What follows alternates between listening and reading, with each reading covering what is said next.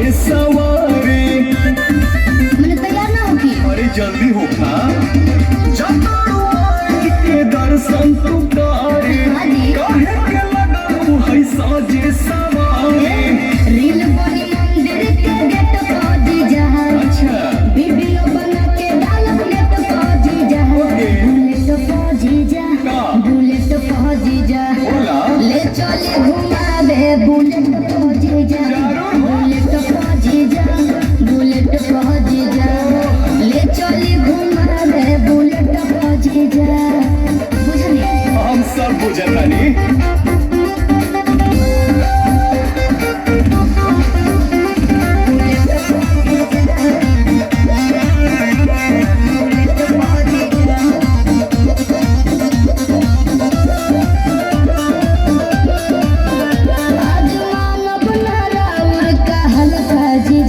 Suit पहन के तैयार बनी ललका जीजा।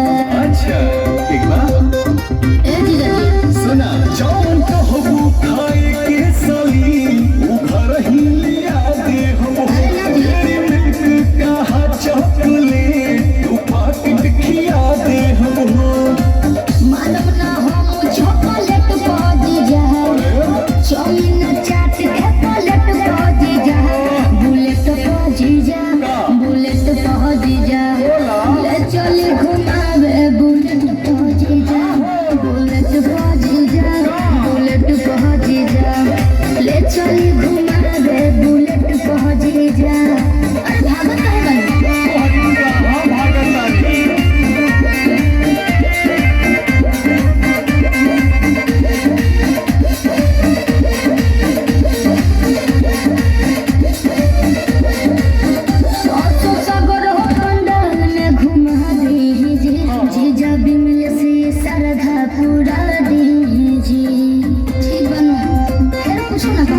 अच्छा सुना, जब माई के दर्शन करे,